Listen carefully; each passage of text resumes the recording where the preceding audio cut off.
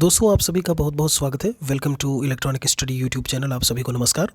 अभी हम आपके पेपर के बाद यूपी टेट पेपर 1 का एनालिसिस किए थे। उसमें हम आपका सीडीपी को लेकर के बात करें, हम आपके हिंदी विषय को लेकर के बात करें और साथ में आपका ईवीएस सब्जेक्ट, उन सभी को जो 90 सवाल थे वो हमने सॉल्व किया हुआ है। यहाँ आई बटन पर आपको जो है वो लिंक मिल जाएगी। यहाँ से आप उनके आंसर्स को चेक कर सकते हैं। एकदम सटीक आंसर जो है वहाँ पर बताया गया है। और उसके बाद यहाँ पर अभी हम संस्कृत के पेपर को सॉल्व करने जा रहे हैं, जहाँ से आप अपने जो सारे क्वेश्चंस का एक सटीक उत्तर यहाँ से आप एनालाइज कर सकते हैं।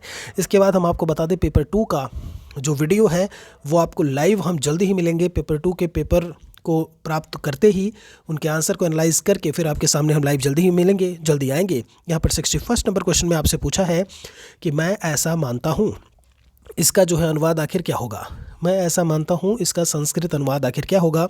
मैं आपको बता दूँ, अहम एवं मानामि। यहाँ पर जिन बच्चों ने यहाँ पर 61 का 4th लगाया है उनका एकदम से करेक्ट होगा।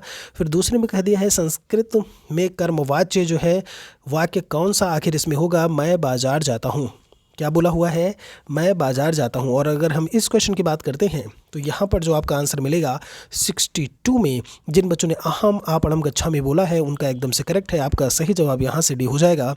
63 में कहते हैं पच धातु का प्रत्यय लगाकर रूप आखिर क्या देखने को मिलेगा। या कत प्रत्यय की अगर हम ऐसे में बात करते हैं तो 63 में भी जो आपका आंसर आपको देखने को मिलेगा वो यहाँ से पचतः आपको देखने को मिलेगा, यानी कि आंसर आपका डी होगा। या चौथा कर सकते हो। फिर आपसे कहते हैं पंचनवति संख्या है। यहाँ पर पंचनवति के बारे में पूछा है। 4 नंबर क्वेश्चन। नवति को हम 90 ऐसे में करके बोल देते हैं, 90 कह देते हैं, और पंच का मतलब 5 होता है। तो 64 में जो आपका आंसर होगा वो यहाँ से 94 हो जाएगा, 95 होगा, यानी सी वाला कहते हैं। अव्यय शब्द समूह इनमें से आखिर कौन सा है, जो 65 में इन्होंने आपसे पूछा हुआ है। यहाँ पे 65 में जो सर्वत्र है, अधुना है और ऊपरी, यहाँ से आपका सही जवाब जो है वो दूसरा हो जाएगा। एक अगले सवाल पर चलते हैं। कहते हैं वाह्य प्रयत्नों की संख्या आखिर कितनी होती है। 8 होती है, 11 होती है, 5 होती है कि 2 होती है। तो 66 में जो आपका आंसर देखने को मिलेगा वो वाह्य प्रयत्नों की संख्या जो होती है वो होती है 11। यहाँ पर आगे चलते हैं।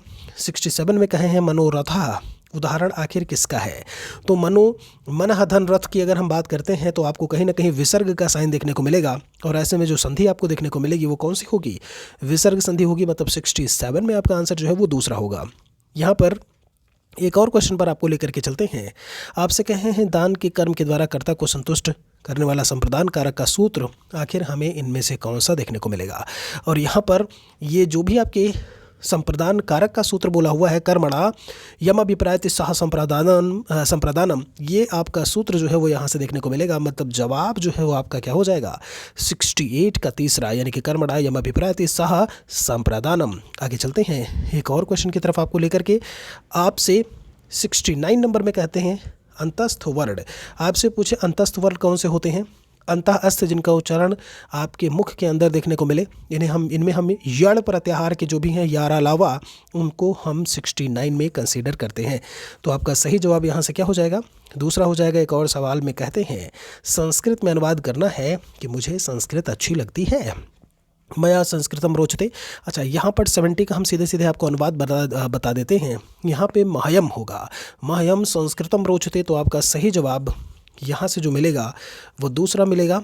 एक और क्वेश्चन पर हम आपको लेकर के चलते हैं। संस्कृत साहित्य में किस कवि की रचना को विद्वौषधम कहा गया है। यहाँ पर विद्वौषधम, आखिर हम किस कवि की रचना को संस्कृत साहित्य में जानते हैं, या फिर इनको इस नाम से जाना जाता है या उनकी रचना को जाना जाता है। तो इसमें 71 में जो नाम देखने को मिलेगा वो है श्रीहर्ष, पहला जवाब होगा।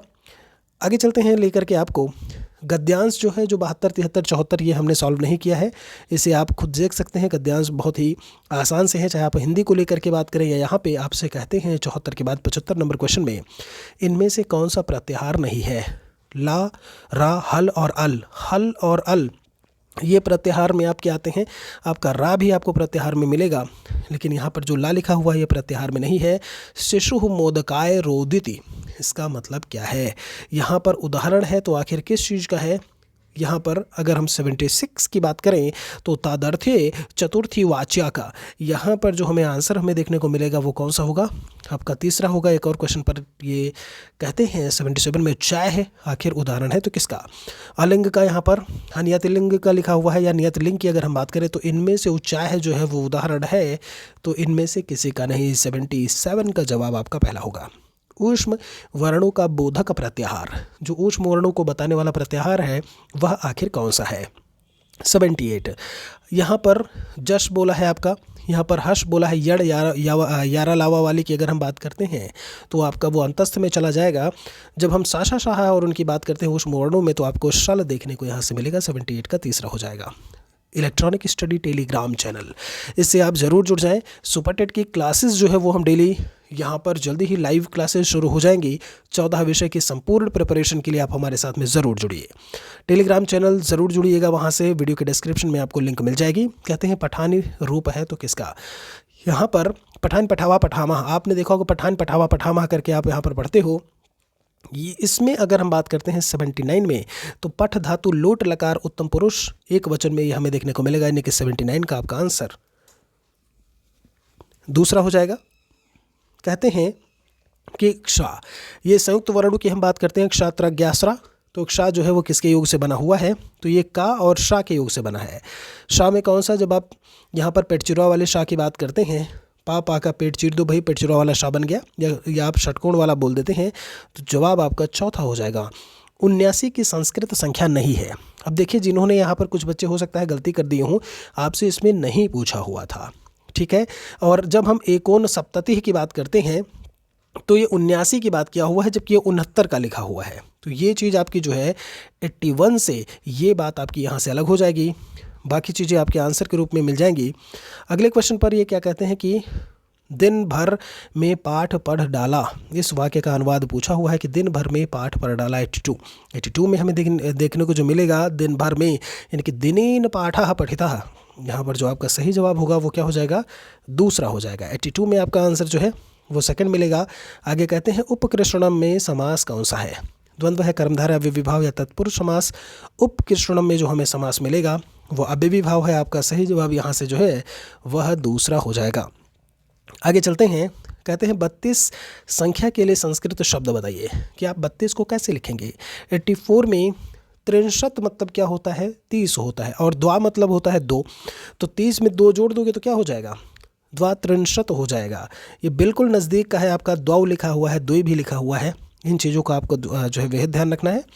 आगे चलते हैं, इसमें पति शब्द का सप्तमी एक वचन क्या होगा, तो पति शब्द का 85 में जो आपका आंसर आएगा वो पत्याम आपको देखने को मिलेगा, मतलब 85 का आंसर तीसरा है।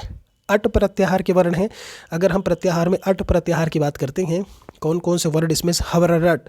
अब जब हैवरट की हम जब बात करते हैं वो पूरे के पूरे और जो स्वर है आपका वह हमें देखने को मिलेंगे कहाँ पे, इस अट प्रत्याहार की जब हम बात करते हैं। आंसर यानी आपका चौथा होगा।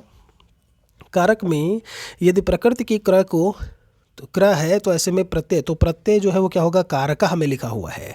ल्यूट करके है आपका, यहाँ पर वुल है आपका, त्रिच है यहाँ पर, या घई करके लिखा है। तो अगर हम 87 नंबर क्वेश्चन की बात करें तो हमारा आंसर जो है वो यहाँ से क्या होगा, दूसरा हो जाएगा। एक और क्वेश्चन पर आपको हम लेकर के चलते हैं, अव्ययीभाव समास का उदाहरण है, इनमें से कौन सा अव्ययीभाव समास का उदाहरण हमें मिलेगा, तो 88 में जो आपका आंसर आएगा आधिहरि। यहाँ पर निह सुआबे प्राप्रतिहर यथा, ये सारे पहचान चिन्ह होते हैं, और आ करके है तो आपका आधिहरि यहीं से देखने को मिलेगा। फिर आपसे कहते हैं चतुर्विंशति सहस्त्र संहिता, अगर हम इसकी सहस्त्र संहिता की बात करें तो इसके नाम से विख्यात है या फेमस है कौन सी कृति, तो यहाँ पर बृहदारण्यक की बात करते हैं वो वाला उपनिषद, या ब्रह्मांड पुराण है आपका, ब्रह्मांड पुराण, उसके बाद महाभारत बोला है और रामायण बोला हुआ है। 89 में जो आपका आंसर है तो यहाँ पर चतुर्विंशति सहस्त्र संहिता की अगर हम बात करें तो ये रामायण ही है, आंसर आपका चौथा होगा। फिर कहते हैं इनमें से कौन सा संयुक्त व्यंजन है, क्षात्राज्ञाश्रा, मैं अभी आपको बताया हुआ हूँ कि क्षात्राज्ञाश्रा में वो चीज़ें आपको देखने को मिलने वाली हैं आपके संयुक्त व्यंजनों में, और आप देखेंगे क्षात्राज्ञाश्रा, तो मैंने ज्ञा बोला तो ज्ञा आपका इसी में शामिल हो जाएगा। बाकी मैं बता दिया हूँ आपका यूपीटेट 2021 में सारे वीडियोस मैंने कराए थे, जो बच्चे रेगुलर देखे हैं वो बहुत अच्छे से पेपर करके आए होंगे। आपका पेपर कैसा क्या हुआ कमेंट सेक्शन में आप मेंशन ज़रूर करिएगा। टेलीग्राम चैनल से जुड़े रहें, आप हमसे भी हमारे व्हाट्सएप नंबर व्हाट्सएप ग्रुप से जुड़ सकते हैं, 8081743734। महत्वपूर्ण अपडेट्स आपको जो है यहाँ से दी जाती रहेंगी। कोई और सवाल है तो कमेंट सेक्शन में आप हमारे लिए ज़रूर मेंशन करें। मिलते हैं आपसे जल्दी ही एक और वीडियो को लेकर के। बहुत बहुत शुक्रिया आप सभी का, धन्यवाद। बने रहिए इस चैनल पर।